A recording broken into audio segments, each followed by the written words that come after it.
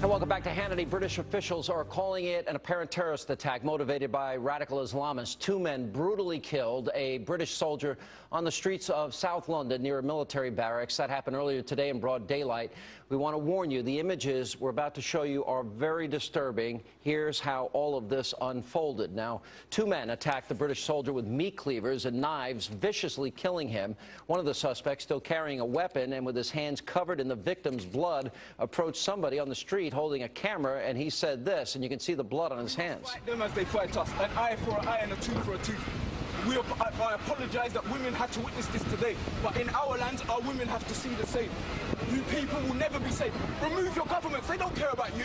All right, the man is then seen walking back toward the other suspect, casually walking past the body of the victim that is then laying in the street. Police arrived soon after and shot both of these men. Witnesses said that they had tried to attack the officers, who then had to open fire. The suspects are currently being treated at a local hospital.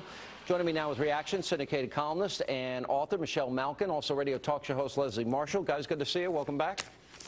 Good to see you, Sean. Hi. You know, I did notice that the Prime Minister, David Cameron, did say that this was a terrorist attack. Now, we know, Michelle, that they apparently shouted Allahu Akbar, and were saying that we swear by Almighty Allah, we're not going to stop fighting you.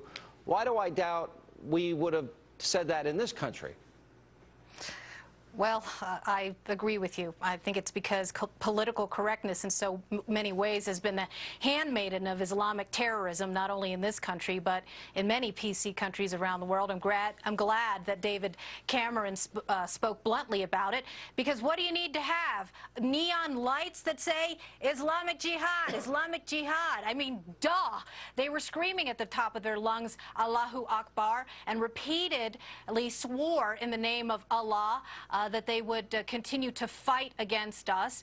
And they talked repeatedly in the video later in the clip about how this is what God would have wanted as they traipsed around the body of this innocent British soldier. It's barbaric, it's evil, we need to call it what it is. And in large part, unfortunately, in British culture, among the progressives there, they've brought it on themselves in some ways because of lax deportation policies and an unwillingness to screen out and profile Islamic militants who are now doing this in a homegrown manner on British soil. It's tragic. And also it does bring into question gun laws if the soldier had been able to protect himself and defend himself, which the people all over the media in this country bragging about the fact, well, people don't have guns in England. Yeah, well, you know who did have a gun? One of the assailants had a pistol. Yeah, he did. And everyone else around them was unarmed completely. Leslie, the official position right now of the United States of America to this day is that when we had, what, 13 people killed, 32 people injured at Fort Hood, the official position of this administration when Major Hassan was screaming Allahu Akbar before he went on the shooting rampage, that this was workplace violence. Is it wrong in this country that we don't recognize and call things what they are? I don't think it's, quite frankly, I didn't agree with that. I did feel that that was a terrorist attack, and I felt it was obvious. And what bothers me is that we really get into semantics. What happened in Fort Hood? Lives were lost. What happened today? That's somebody's son. That's somebody's brother, a grandson, Fort Hood a terrorist attack? A friend.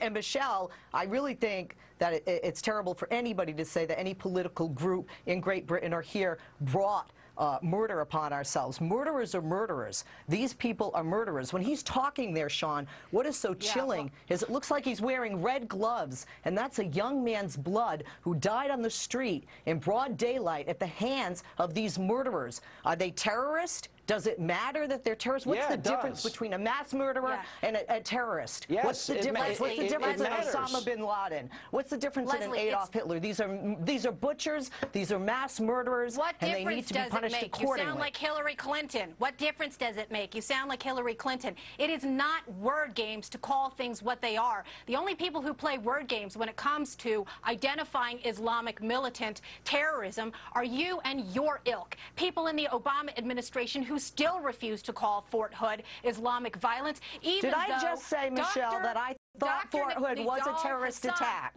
So do not put words in my mouth. But do not put words in my mouth. Nidal Hassan I said it was a terrorist attack, and I did not agree with that. Officials. Good. Well, I'm glad. Better late than never. The problem is that you had these military officials I said it when it happened, Michelle. Pay attention. In our own Pentagon who ignored him when he cited chapter and verse of the Quran, talking about the Quranic perspective on Muslims in the U.S. military. And the problem is that those kind of PC policies, lax immigration policies, refusal to do Islamic militant profiling has, yes, led to dead bodies in America and around the world. The sooner we reckon with it, the safer we'll be. Leslie? Can I respond to that? Thank you, Sean. Well, first of all, Michelle, I think it's very interesting that you propose to run the entire United Kingdom and the British government, which David Cameron really is in charge of doing right now. Secondly, David Cameron didn't say this was a terrorist attack. His exact words were, we believe it to be a terrorist attack. We have to, of course, have an investigation, and all the facts have to come in. And that has to be, in my opinion, in any government. I don't live in the UK. I live in the United States. But unlike you just did with me and liberals, I will never take a paintbrush and make a broad sweeping generalization of a religion, a broad sweeping generalization of a political group or parties or entities or leaders or Leslie, they were quoted as saying, we swear by Almighty Allah that we'll never stop fighting you, and apparently shouting Allahu Akbar the whole time. Isn't that a pretty good indication? Well, apparently it's yes, not but in Boston, did they do that? And they said it was a suspected terrorist attack once they had all the facts in, and there was no yelling of any kind, and still 4 people lost their lives. From Daniel Pearl to Nick Berg. All right, guys, thank you very much. Still ahead tonight. Have forgotten. Carl Rova's here.